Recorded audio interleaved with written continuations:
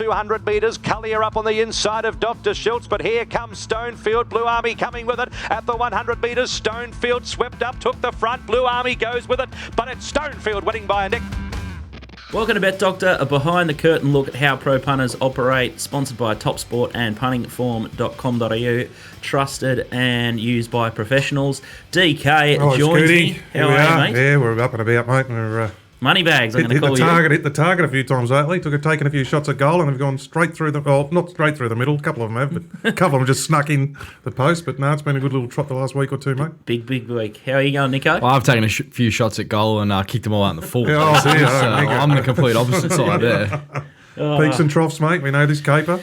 Exactly. What about on course? Are we any closer to getting you on course, Nico? No, sounds like millions. Sort of the last few updates we got. Not Caulfield this Saturday.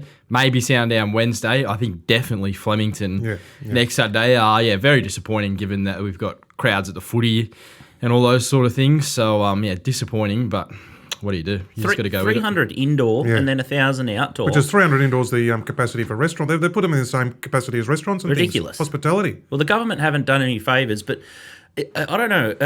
MRC trying to lobby for something bigger to make a bit of a stance here to try and open up further, because otherwise it doesn't make sense. You just take what you get and try to put the show on for the diehards and people like Nico and other people, like industry people that need to be there and pay money as owners or as members. And some people at the track's better than nothing, I would have thought.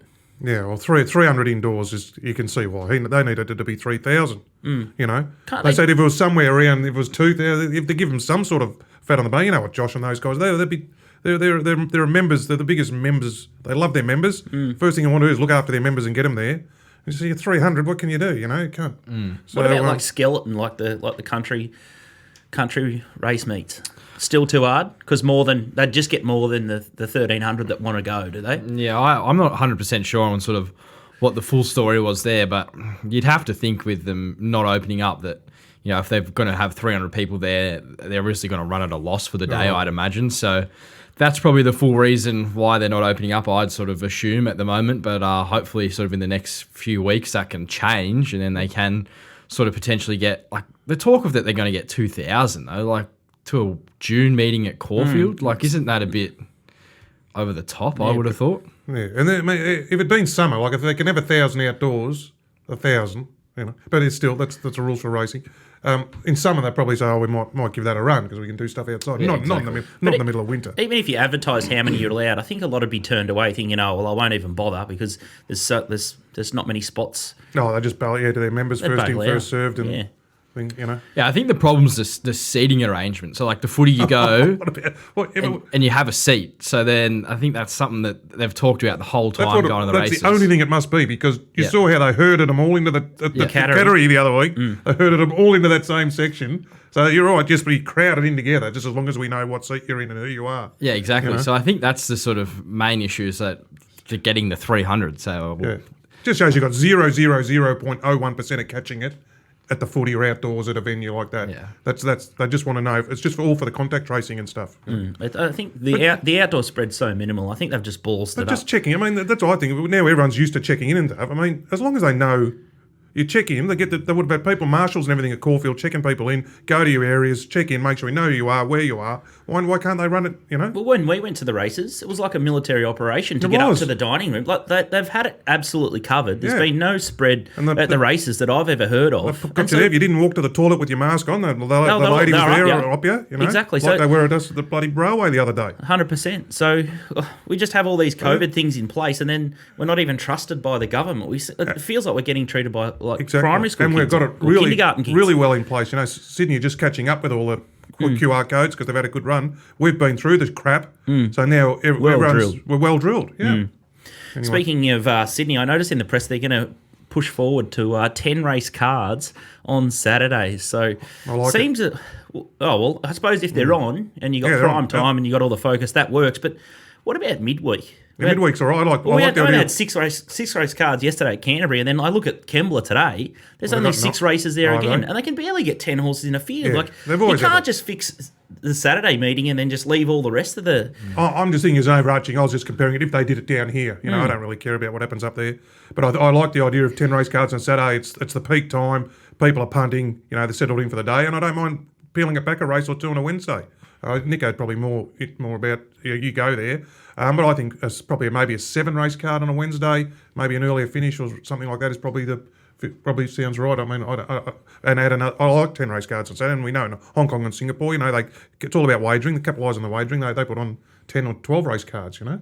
I think the problem with 10-race cards is, well, we get them in the spring, but you know, when you're starting at 12 o'clock and you're not finishing till 5:30, those kinds of things, it does make for a very, very long day on track. But look, obviously there's enough to say that the turnover is going to sort of make up for that, and they're probably playing that angle. It just depends what they run. If they run 10 races and 2 highways, what's the sort of point there? Maybe the highways sort of get a bit more interest. Well, there's always a couple of participants races on most cards anyway. You've got the 2-year-old unraced, always race 1 or something that's just got no really wagering interest for a lot of people. So you run that. That's basically, so that brings it back to 9 races. If they run probably a stayers, you know, restricted race or something somewhere around, you know, that's so. I mean, generally there's probably 8 quality races anyway. You can only bet sink on. your teeth into. Yeah, fair call too.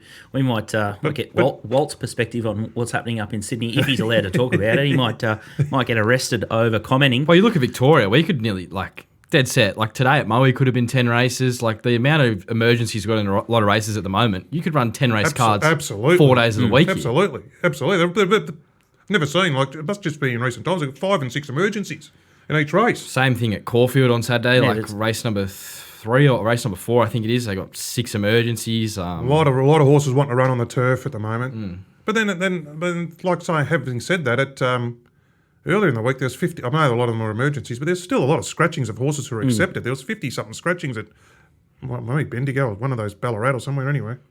Another thing that caught my eye is this emergence of micro shares and these syndicates that try and syndicate out 20% of this horse, and it just looks like hidden within the T's and C's, and there just seems to be a lot of hidden costs and how much you're really paying for that horse, taking these 0.001 or % shares. It's got a bit of a whiff about it for mine, and the real syndicators that actually syndicate horses properly, I'm surprised there's not more blowback from them. What do you think, TK? Well, I hadn't thought about it until I saw some stuff on social media yesterday, and then you mentioned about we might chat about it here. So I just had a quick look, and some alarm bells are ringing there. Just the stuff I was seeing on there about costs and profit margins and things like that. And the syndicators we have got, and we'll kick up, we roll the dice with friends earlier, but I know Brad Spicer and Wiley Dalziel and a lot of syndicators, and they've done a great job building clienteles, being transparent and honest, and here's the price we paid for it, here's the markups, this is what you're paying for it, this and that, really open and honest. So there's a few alarm bells ringing there to me, Scoot, when I just read that. So I have to probably look more into it, but it looks like there's an emergence. Look, sort of looking into it, it kind of looks like if you're going into one of these sort of newer opportunities that come up with those syndications and you're taking, I don't know, 0.1% or something like that, and I suppose their angle's trying to make racing affordable. I think you're paying for more the experience, aren't you? Like, I think the angle would be get these people in, they get a full ownership experience for a very cheap cost. Yes, they're probably not make anything out of it, but I think the one positive you might be able to take out of it, if you've got 0.5% of a horse, you're probably going to back it if it runs, aren't you? So maybe there's sort of an angle there. I think the definite angle is that you get all the owner updates, you get all those things, and you don't have to get invited pay. to functions and things like that. So race days and I can see their angle. Whether I'd sort of get involved, no, but I don't think it's marketed to anyone that has an idea about the sport. At the end of the day, I think it's marketed to people who I think maybe that's why the racing the jurisdictions probably embrace a bit. They want anything to bring new people in, and they're doing the marketing. But just let's hope it doesn't just come down, crash and burn or something anyway. Definitely, if you're thinking about it, make sure you do the maths in your head and write it down on a piece of paper and have a good look at the T's and C's, because it's definitely something that requires a deeper look before you sign the dotted line. Now, having a look at your run in the last couple of months, DK, you have been absolutely airborne. You're hitting at your strike rate's about 51.5%, and you've got the bank. We'll just put it up on screen now. I think you're at sitting around 19.25 units profit there. 30. And then now you're up to about 31.8. So Yeah. I think you've hit about 12 out of 23 there. And Stonefield yesterday, and the market's just absolutely all over you. Well, that was good. We pushed the button, and within a couple of minutes, the price has gone. Stonefield was 340 to 225. That'll see. You could probably see in the last, when we've changed, there's a couple of middle pinners there that missed the place for me. That hurt and that stung. And I just had another reassessment about tipping at that price point, half chances and things like that. So sort of concentrated the last sort of probably 2 weeks, bit to the price point shorter in the market. And then people, even if they miss the very top price we can miss at, like if you miss the 350 or whatever Stonefield, you can still come in at the $3. And I've recorded it at $3. There's some deductions. I've recorded a lot of those at what's called achievable odds. So it's not, not the real top price. I know everyone can't get on the top price, but I had a mate yesterday, he said, I got 310 Stonefield. I said, that's fine, mate, it'll be fine. The SP will just depend on how much they back the Jamie Carmick price first start. I said, but I expect it to run shorter. And he was happy. He ran after the race, beautiful, it ran shorter. And a lot of people, we got a message the other day from someone. Someone said, it's great how they're shortening in the market. And that's what I like. I think with Right to Score, I mean, whatever happened with Right to Score, thank God it won, but it was 230 to 160. Now, whatever happens, you're happy with your ticket. Yeah, all the win, time. lose or draw, you're in a great position. And people, I think they appreciate that. So even if we've had a good little trot there, but even if one or two of those, like Right to Score could have easily got beat, but it was a great, what do? It would have been beat only through bad luck. It was a great ticket to be holding. Stonefield got there. He's going good, that horse, Stonefield. A lot of people might have potted him because he was none from 10, but he may as well have been none from 2, that horse, because he's a different horse since they freshened him up. Yeah, we were in the office yesterday and the market sort of started to go after it a bit. I saw 280, a little bit of $3 on the exchange. And but, that's why the second horse, the other favourite, had a good home. It was Jamie Carr. It was going to go forward and all this, and it ran, as the market said it would. It ran really well. So, but you had to take, I'd been waiting for Stonefield. I dodged him a few times. He had a lot of short SPs, and I swerved him and dodged him. And then I backed him at sale myself, but I didn't tip him because I wasn't totally convinced about him. He was none from then, and when he was unlucky there, I said, he got beat. The next start will be the day. So we got him right. Panned out perfectly. So, yeah, DK's subs will renew jump for on. July Yeah. So we're going all right. shortly, and can't wait for him to start launching because, it's not far till the good horses start to come back, Nico. July will fly by, and August, and then we're into the we can hold serious it stuff. together So in there's going to be July. so many good horses August and resume. September is normally good Phil. time for young horses. So. August, September for maidens, especially like those provincial meetings, like Provincial Saturday and those kind of meetings, and you get a lot of the good jockeys also right at those cards. So You get a few sort of bites of the That's another thing cherry. that's changed recently. Now with the COVID and everything. Now Mark Zara was always away this time of year, surfing in Bali or going to the US to all the bloody sports, and then he's there riding a treble on the synthetic on Tuesday. And look at him. He's got the good rides on the weekend and everything. And B Mellum's back. So B Mellum's, I've got to get back in. I've got to work my ass off. These blokes who might go to the provincial for one odds-on chance of the maidens are there having 4 and 5 rides, trying to get going. That sees D Lane going to Wangaratta on a Monday and things like that. A lot of things have changed, which is good for the punters. We love the good jockeys. So, so things have changed there too. So always little things changing, which you always got to reassess and, things like that, Yeah, we saw a jumps jockey have his first ride and a first win at Adelaide, and we're going to talk about Milfortville this week. We've got Beat the Bagman. Shane Adair is back from a hiatus. He's off a big buy. He's had a couple of weeks off freshen, and Johnny Kelton's a little bit trying to protect his record coming up to the end of the BOG. He only comes on when he's absolutely red hot. Nico's going to have a look at Caulfield. He's got one in the opener there, and then Johnny Walter 2 from 2 last week. I tell you what, he's breathing down Beat the Bagman's neck, and so he's going to have a look at Randwick this week.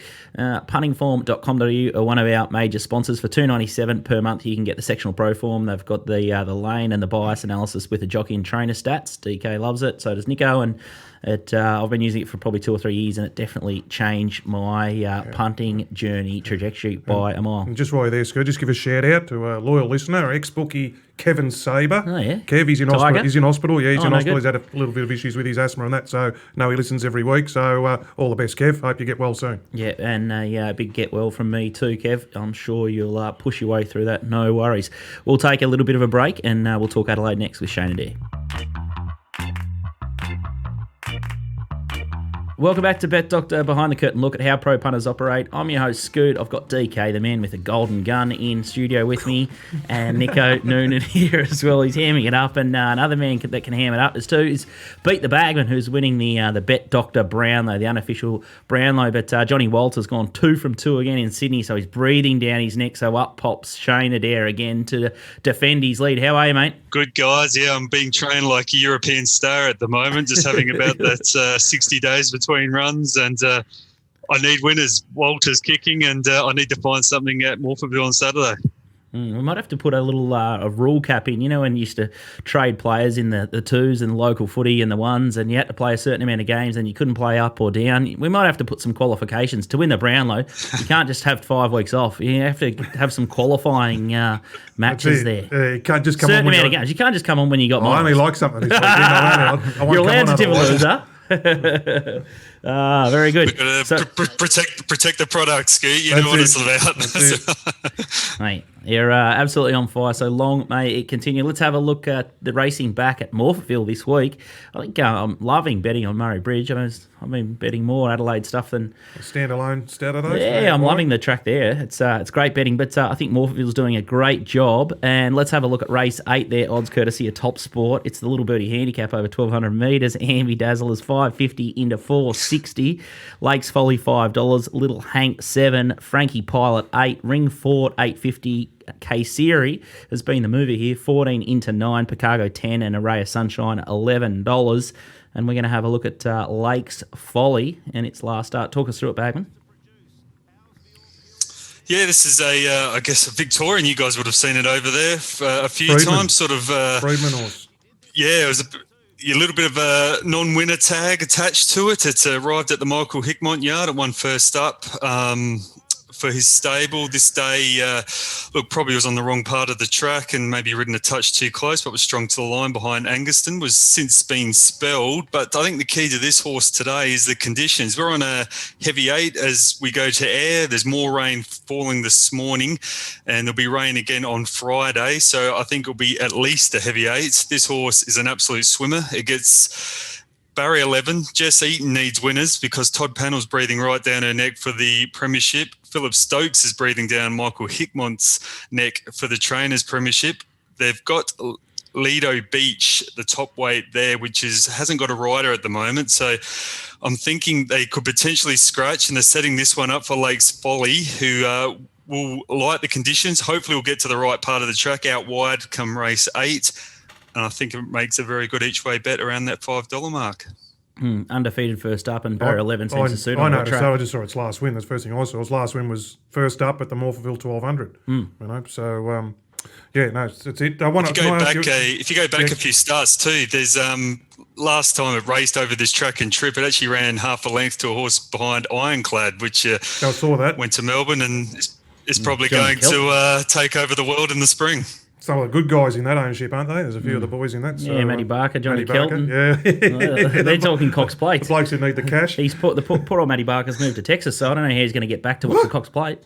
Yeah, he's going to trade cricket from Texas. A bird's got him over to the States. Oh, is he? So the cricket trader, the super trader, has gone across, and finally, it's just Murphy's Law, isn't it? You finally get a horse that's going to start dominating win racing everywhere, and then next thing you know, you find a bird and you get shipped across the other side of the world. Good, Unbelievable. So that's a really strong form reference. Ironclad, we saw what it did on Bendigo, I think the standalone day, come over and absolutely blitz with Jake Carden. I was actually there on track that day, and he was something to look at in the yard. Ironclad, they're definitely going to have a bit of fun with him in the spring.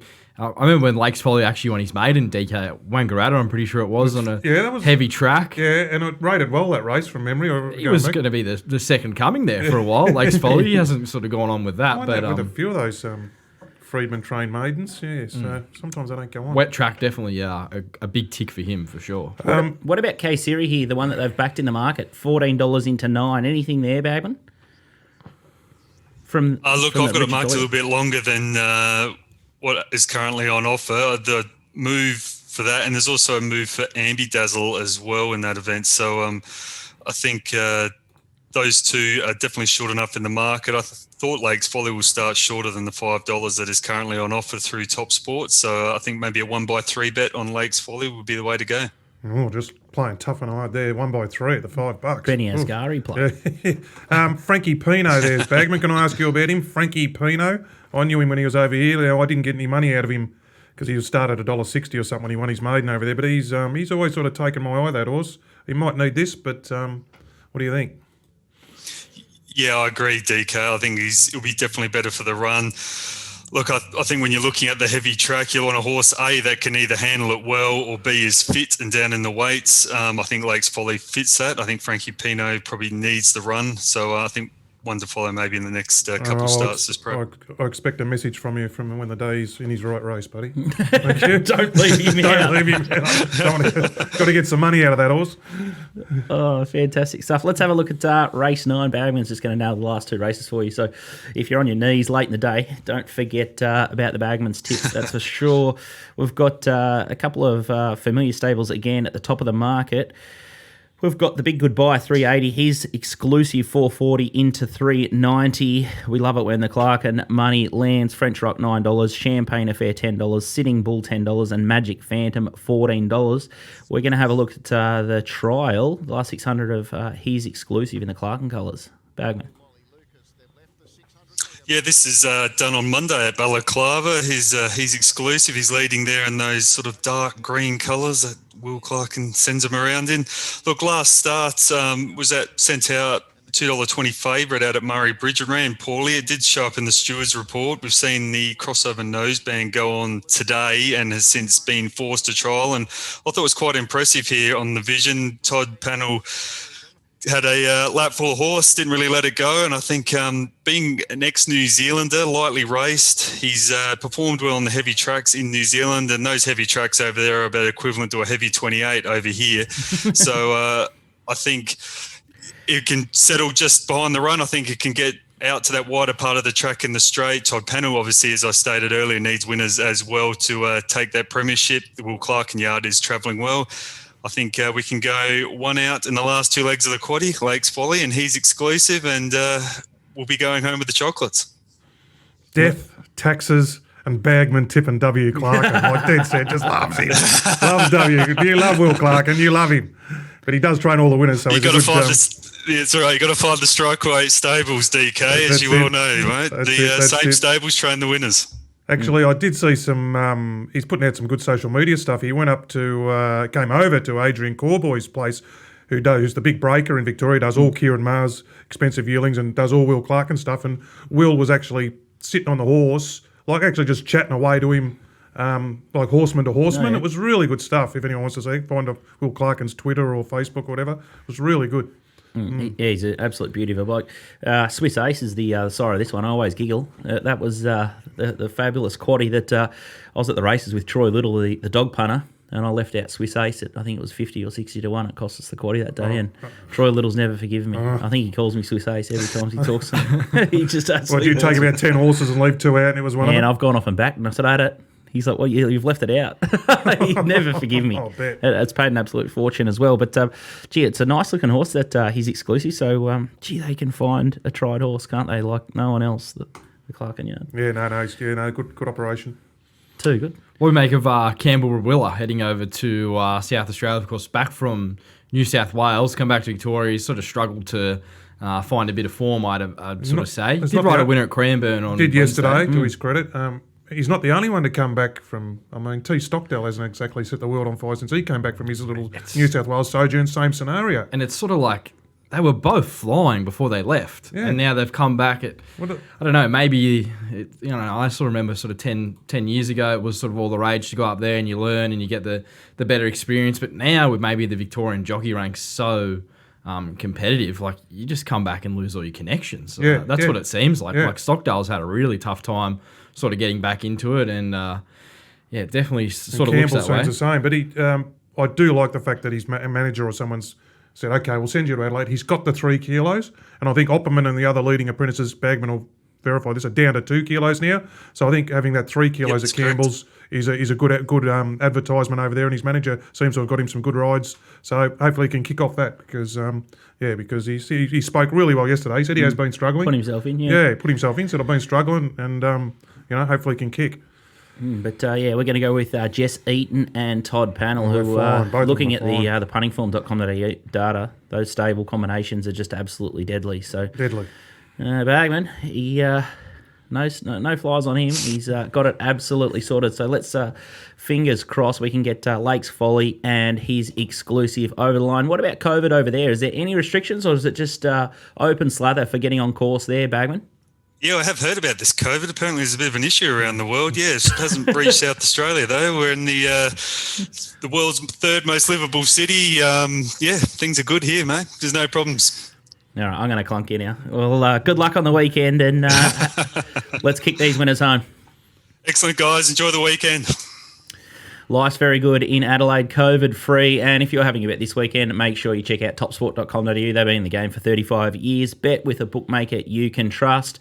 It's open slather from the get-go in Victoria. And use the top-up, mate. The top-up. And the top-up's pretty good too. For everyone. I use it on your horses. They don't That's like what it. my mate says. They said, use me TopSport top-up. As soon as you get the DK Doesn't matter outline. who you are, you get a top-up. You know. Yeah. So all the other bookies pull that Bar ya. Bar ya. It's true. Yeah, everyone gets their boost. Everyone can get a boost if you bet at TopSport. Doesn't matter who you are.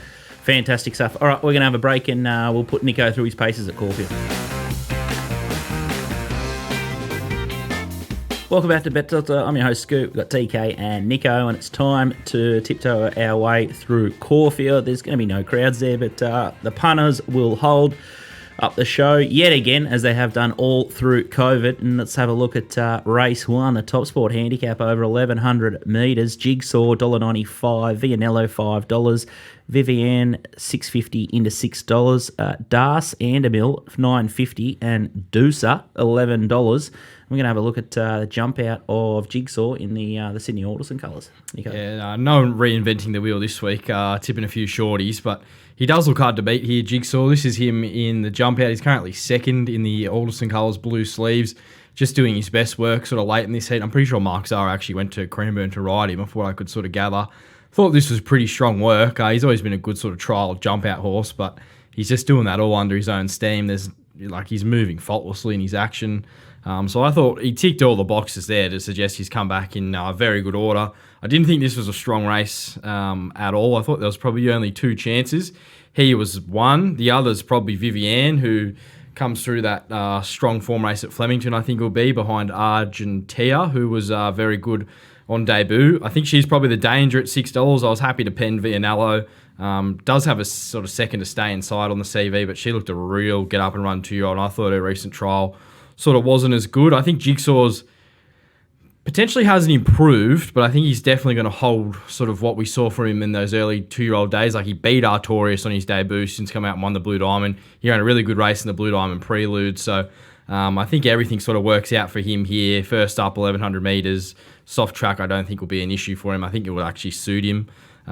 Just looking for the way he got through the line in that jump out, and even his debut run at Geelong was on a soft. So look, he ticks a lot of boxes. $1.95 is probably the right price. If he drifts on the day, probably even better, to be honest. If you're sort of getting $2.30, that's probably about where I'd look to chime in. Definitely a horse you can play through multis throughout the card, though.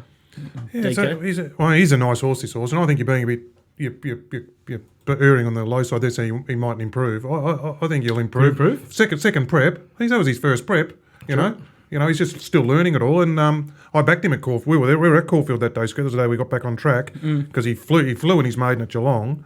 Then he was three wide. I think from memory he was three wide the trip that day. Got beat by Animo and General Bow. General Bow's That was a strong form race. Yeah. They ran so much quicker than the others, the other division of the Blue Diamond that day. So I think he's a really nice horse, this horse. I'm just saying why. I would have thought he'd be coming back for the spring.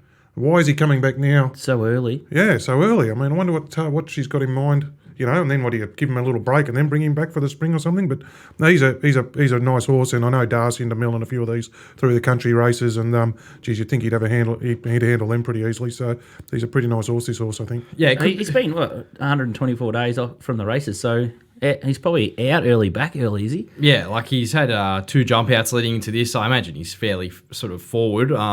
It does look like he's probably just here to win a race. I do think, sort of from what we saw from him early days, where he'd like get up on speed, like he'd lead his maiden. I don't think we'll see that from him on Saturday. For what we saw in the jump outs, I think they'll take a sit from 6, which soft hands as Zara will help that. it could be looking at sort of the data that punting form's sort of providing. It could be a day. It could be advantageous to be nearer the rail. Looking at sort of when the rail goes out 12 metres, barriers 1, 2, 3 go up 15%. With a profit on turnover of nearly 38%. So win the rail in that position. So those low draws could be crucial there on Saturday.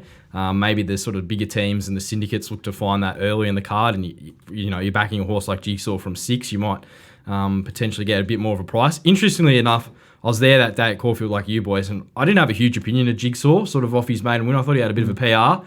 And then he came into the yard, and I thought, well, you actually might be a bit of a horse. He really sort of impressed me that day. So I think at $1.95, I think he's only dangerous Vivian. I'd be happy to sort of have a good bet on Jigsaw and maybe, chop out half your stake on Vivian. I think one of them will win, and I'd be happy to lay V and Allo, to be honest. You can also get Nico's mounting yard mail late, so you get his final thoughts. So he takes into account the punting form data, what he sees in the yard, and he also... it's the betting as well. Very, very good on the what punting, happened. Yeah, what happens stuff, late in the betting too, because that can often tell the story. So Nico will be there assessing it. So race 5 is the next one we're going to have a look at. The TopSport handicap, 1440 metres. We've got I'm Thunderstruck, $1.95 into $1.85. Imperial Hilton, $5. Divine Diosart, $12, and Rathlin, $14. We're going to have a look at I'm Thunderstruck last start at Sale. Nico. Yeah, went to Sale. He opened sort of $1.30 in the betting and got out late to $1.60, maybe because this was a very heavy track that day, but posed him no issue, being by Shocking and from New Zealand originally, and he just absolutely ploughed through this ground. Mark Zara went to Sale to ride him. It was pouring rain all day, and Zara was still there. He absolutely bolted in here. This was a very impressive win. Definitely had improvement to come from the yard, I thought, with the way he paraded. Just was a bit fresh. So I think just with that run sort of taking the edge off him there, there's no doubt this horse is a very smart horse. His debut sort of win here in Australia was very good. That last sort of 200 metre burst that he showed there, like he ran his last 211 seconds flat and was sort of all over the place doing so. And then he went to the Autumn Stakes on the same day as Jigsaw actually, and a brutally run Autumn Stakes, wasn't it? It was 16 and a half lengths above benchmark to the 600. So for a horse absolutely brutal. Second start, And I think that just kind of, you could tell, he sort of travelled into that race really strong.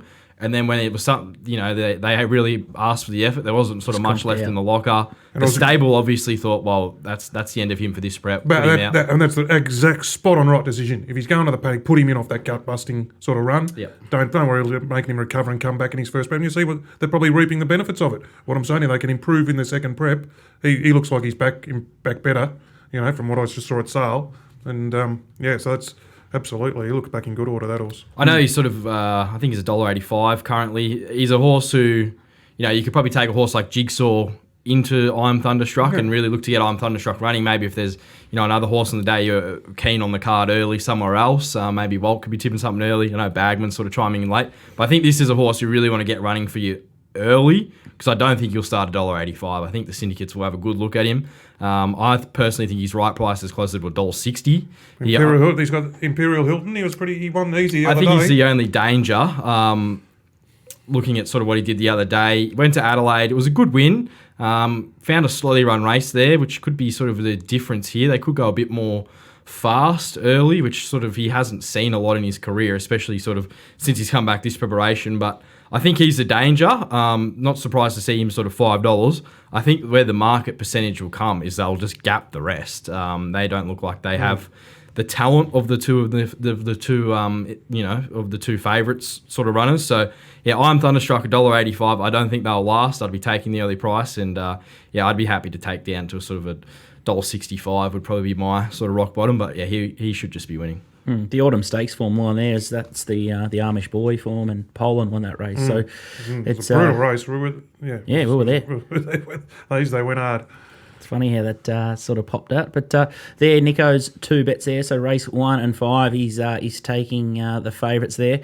And the data that he keeps referencing is puntingform.com.au. They've got sectional time and benchmark data for Australia, Singapore and Hong Kong. So you can sink your teeth into that. And Shane Baker does tutorials. So if you're struggling to get your head around it, he'll jump on the phone and help you out. So make sure you try puntingform.com.au today. We're going to take a short break, and then we're going to talk to Johnny Walter. Absolutely red hot. 2 from 2 last week, and we're going to have a look at Randwick. Welcome back to Bet Doctor, a behind the curtain look at how pro punters operate. I'm your host Scoot. We've got DK, Nico, Noonan. It's time to talk Sydney races with no one other than Johnny Walter. How are you, pal? Bit of the black plate at the moment, but other than that, Flying. Cashed up last week. 2 from 2. Fill up. No compromise, 320. Stockman, 480. How Keeps big? blowing up, Walt. give me the nice unders. You're quoting 380 to everyone, then you give me 320. The other one's SP 9 to 2. You give me 480. You're just trimming me up everywhere. I think you're trying to bloody fix this Brownlow count. What is it? What do you call it? Achievable prices. Achievable odds. Achievable odds. That's mate. how DK records his winners for his subs. Achievable odds. Achievable odds. Jesus Christ. That bloke who was sent me things up before. He's not big on achievable prices. Anyway, we move on. What about Sydney racing? They're going to go to 10 race cards on Saturday. It's been mooted, but then you can only get, 6 race cards at Canterbury on a Wednesday. And I wake up this morning and Campbell's only got 6 races. What's going on with the midweek racing up there, Walt? Yeah, well, they're pushing hard. Like, obviously, the highway races have been really good, but you would argue that it's depleted country racing itself a little bit, but it's a good spectacle. And now they're introducing midways and other races on Saturdays to pull horses away from probably the provincials and midweeks to Saturdays, and it's going to take its toll, isn't it? So what are you saying? They're just gutting country racing? Oh, well, the benchmark system's gutted country racing for mine. That it like as soon as you've got a horse that's basically class 2 and it hasn't had 48 starts for those 2 wins, you push to the provincials and then you win one at the provincials. You're basically in midweek in town. So it's all designed to push everyone to town. And what we've got left in the country are races full of horses that have had long careers with not much go their way. So they're very difficult to work out, and city racing is obviously their main goal. But winter time and a lot of racing, you just got to run out of horses at some stage, and that's what it looks like's happened. Do I dare ask you what you think about micro syndicates? We spoke about it earlier in the show, but they seem to be popping up everywhere. You can shoulder arms here, or you can weigh in. I've looked at a couple, and some of them are more daring than others. Obviously, there was one there that I was looking at. They sell 2,000 odd shares or something, and they preempt about 6 years worth of training fees up front, which I haven't read the PDS back to front. I had a quick look and couldn't find much about it, but I don't want to assume that the money goes to them if something happens between now and then. But it just looks like the huge management fees.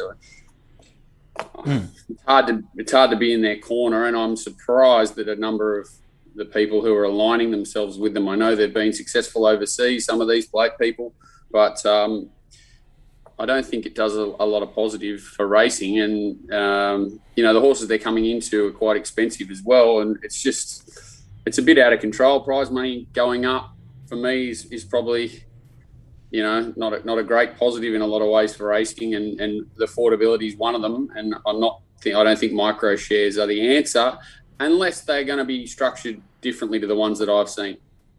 Yeah, it's a fascinating topic, and one that, if you're considering it, needs a closer look, and get your calculator out and see what you think at home. But something a little bit more positive is Randwick on Saturday, and you've been on fire, and only a little bit more.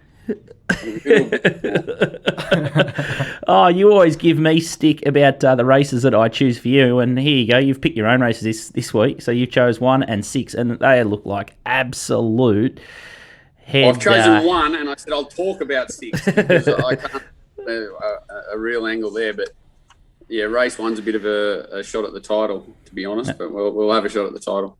All right, that is the Peter Cafetaris handicap over 1,300 metres, odds courtesy of topsport.com.au. On the screen now, Kobe Rocks 550, Major Artie 650, Patino Ruby 850 into 750, Imposing Bow 750, Queen Bellissimo $8, Sahara $8, Resilient Star and Zorro Cat 950, and that's horses in the market. So you know why I think it's a raffle. I've got no idea what I'm talking about or doing, but tell us the winner, Walt. Finally, some truth come out of your mouth there right at the end of that statement too. I think there's high pressure here. You've got Queen Bellissimo coming across from out wide, Imposing Bow. Zorro Cat's sort of a horse that's been stabbed urgently every start. Patino Ruby, same thing. Major Artie first up, trialling really well inside draw. It's got back a few times early in its prep last time, but I think it needed the racing, shorter spell, and he'll be pushing forward. I can't see anything but serious pressure here, where I think that the weather's coming good, but you'd still expect sort of a 7 or an 8. So should be testing, should be down the middle, even though we've got a 6 metre rail. And I think that the Stalker is a horse called Resilient Stars, had 4 runs back in trip a little bit here, softer gate, 1.5 kilos off for Jean-Claude Van Damme, and I think it's the best of the closers, and I think it's about $10, which is handy. And I have found a smoky out wide there, a horse called Key. It's had 2 starts back for Matthew Dale. Absolutely no luck first up, ran really well in the worst part of the track, then wide throughout last time on a fast speed, and sort of ended up, I think, 10 wide or something in the straight there with no cover and a complete forgive. Went 11 to 14 that day. Now goes back to 13 here, inside draw, should get back off, what's a fast tempo, and it's 25 to 1. I think it can improve out of sight.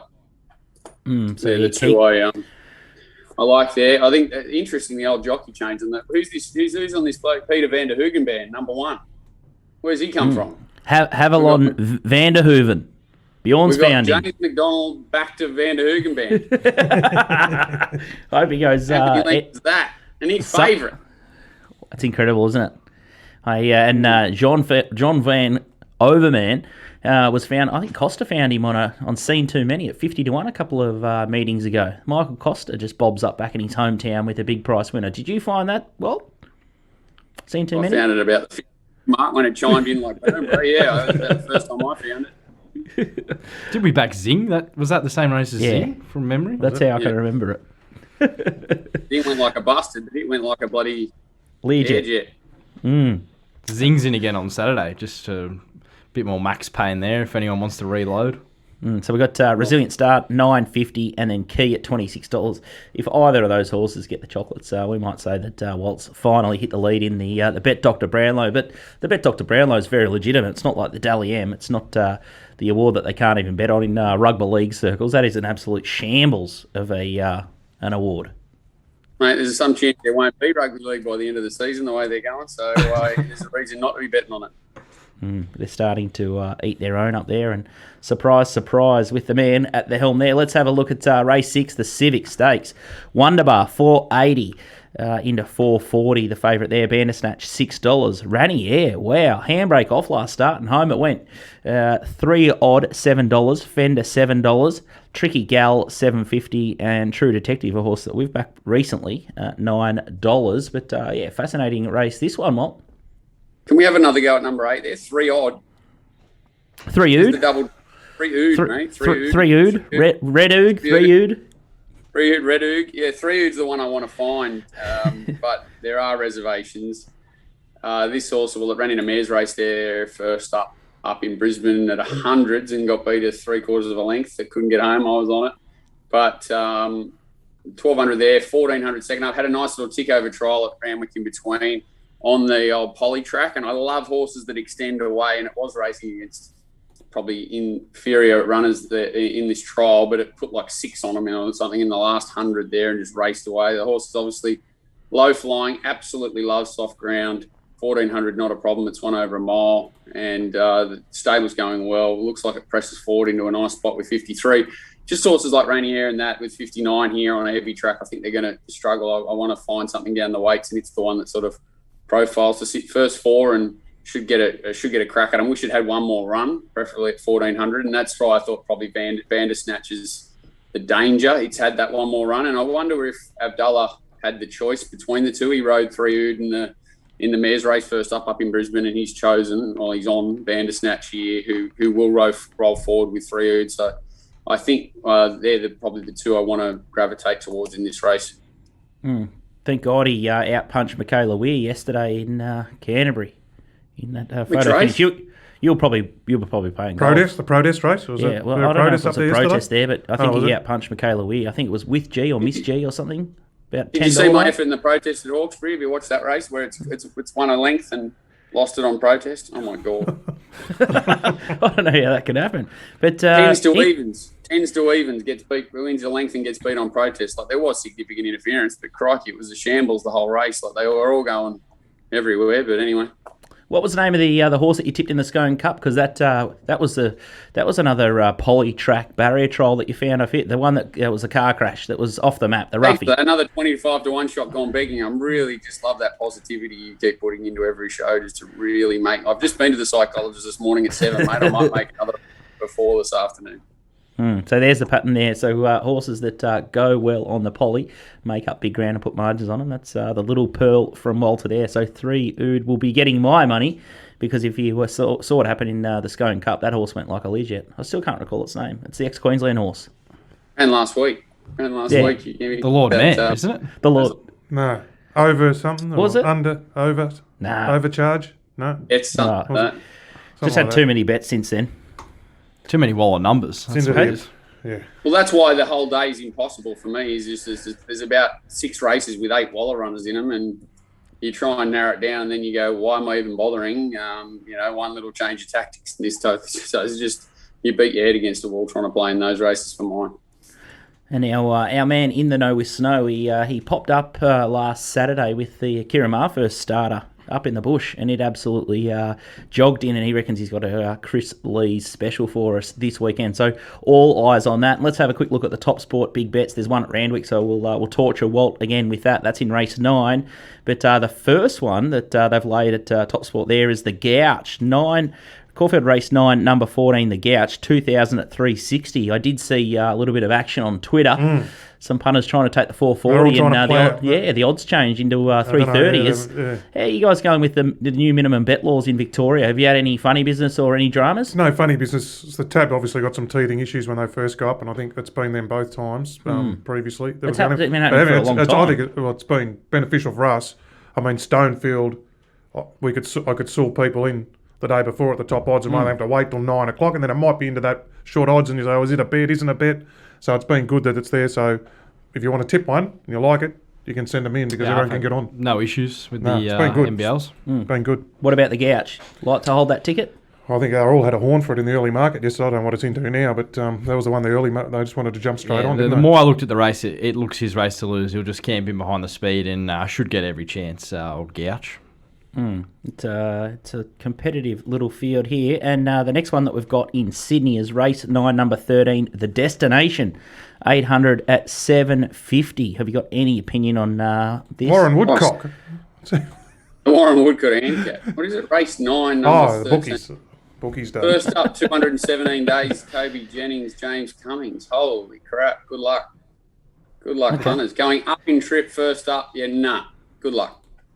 Okay. I actually did have one there. I thought Irish Songs, if he doesn't run in Melbourne, could maybe do something there for your 20s if you're that way inclined. Not a very strong race. He's got a chance if he goes to Melbourne in the last, but a bit of a barrow trial last start, and the run prior at Flemington was pretty good, so maybe something there for the punters. Not knocking it at 20. Hulk, the old mighty Hulk that likes to run up to him is his favourite. It's usually a good race to bet him, but very difficult. I think there's eight or 9 first uppers, so I think there'll be a heap of scratchings there. That horse's order again, you were trying to remember.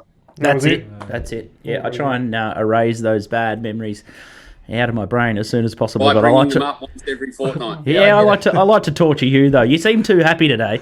You must have had a fill up yesterday. Called Valium. Oh, I've just got some for my partner's pregnant, so I need the Valium for her. That's the one big thing. Once your missus is pregnant, they start snoring. No one talks about it. Tell you what, Noonan set you a big high bar there, mate. We want a full 3-hour video of the whole birth. Coming into the hospital, we want Photos, balloons, all that.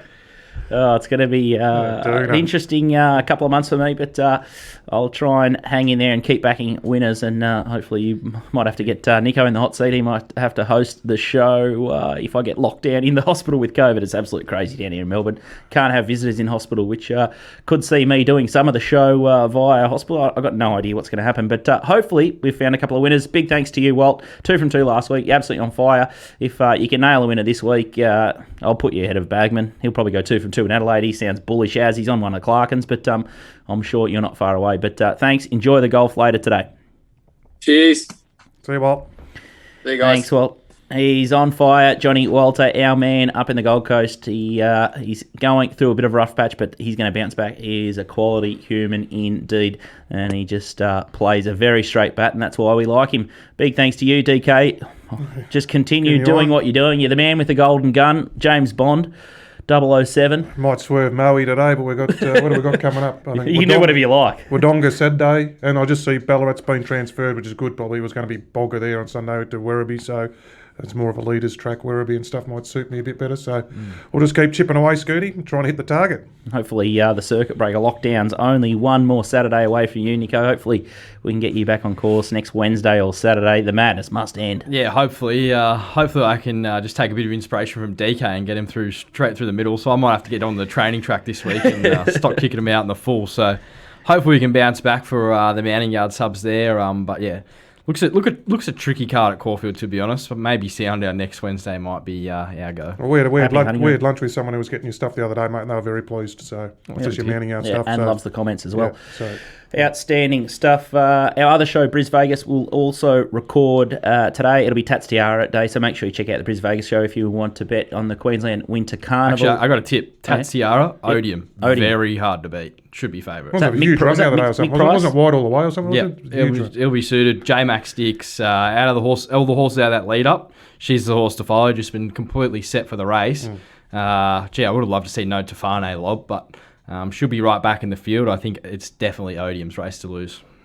Little Birdie TV, or on Twitter you can find us at BetDoctorTV, and then we're in the Apple Spotify store and on SoundCloud as well, so just type into BetDoctor into the search and you'll find the shows. But that's a wrap from us, and good luck on this weekend on the punt.